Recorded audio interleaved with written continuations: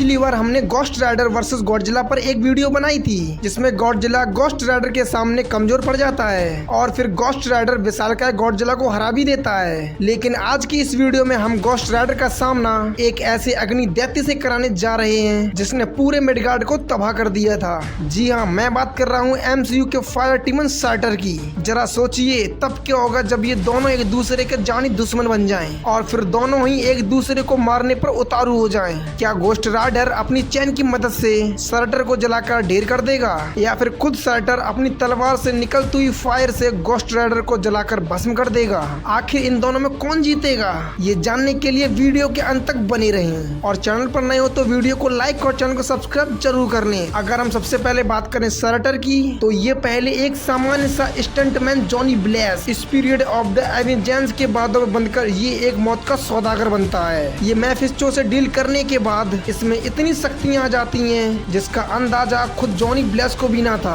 पर ये अपनी हेल फायर की सहायता से ऐसे लोगों को अनंत पीड़ा का एहसास करवाता है जिन्होंने अपने जीवन में बहुत ही बुरे कर्म और लोगों पर अत्याचार किए हो। इसके अलावा ये जब भी लोगों को सजा देने के लिए गोस्ट राइडर में तब्दील होता है तब इसकी स्पीड, ड्यूरेबिलिटी, स्ट्रेंथ और स्टेमिना एक अलग ही लेवल पर चली जाती है। पर इसकी पेनिस्टेयर यानी कि पश्चाताप की दृष्टि जब किसी पर पड़ती है तब वो एक ऐसे असहनीय दर्द के साथ गुजरता है जो अपने जीवन में किसी दूसरे को दिए हो। इसकी एबिलिटी इतनी है जो नरक की आग को किसी तूफान में तब्दील कर सकता है, उस अग्नि को अपनी इच्छा अनुसार अपना हथियार बना सकता है जो आग से ही ऊर्जा ग्रहण करती हो। ये अपने आकार को अपनी इच्छा अनुसार छोटा या फिर बड़ा कर सकता है जो कि ये सबसे बड़ा एडवांटेज है। और तो और ये अपनी नरक की आग का ज्वाला का इस्तेमाल करके किसी को भी पूरी तरह नष्ट कर सकता है। इसके छूने मात्र से ही दुश्मन जलकर भस्म हो जाता है। इसकी दूसरी एबिलिटी है सुपर ह्यूमन स्ट्रेंथ, क्योंकि स्पीड ऑफ वेंजेंस जब भी किसी होस्ट का चयन करती है तब वो उसे इतनी शक्तियों से भर देता है जिसका सामना कर पाना किसी के बस की बात नहीं। इसकी ड्यूरेबिलिटी की भी कोई सीमा नहीं,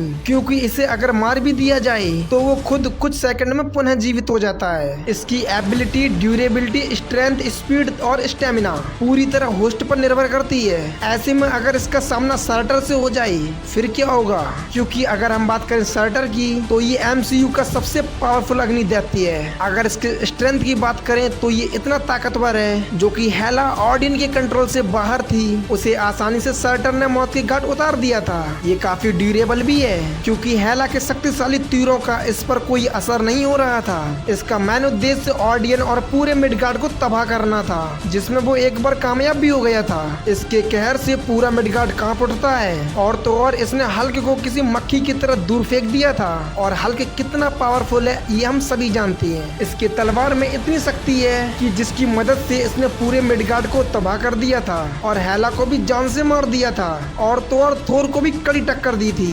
इन दोनों के बारे में सब कुछ जानने के बाद अब बारी आती है कि आखिर इस बैटल में कौन जीतेगा। तो दोस्तों, मेरा ओपिनियन ये कहता है कि इस युद्ध में गोस्ट राइडर ही जीतेगा, क्योंकि इसमें सबसे पहली बात ये है कि गोस्ट राइडर अमर है, इसीलिए इसे मारा नहीं जा सकता। तो वहीं सार्टर को मारा जा सकता है। और दूसरी बात, ये कभी भी किसी भी बैटल में नहीं हारा, बल्कि सार्टर ने थोर को हरा दिया था। तो अगर इनमें कभी भी आपस में लड़ाई होती है तो इसमें गोस्ट राइडर ही जीतेगा। बाकी आप लोग अपनी राय हमें कमेंट के माध्यम से बता सकते हैं। तब तक मिलते हैं एक और नई वीडियो में।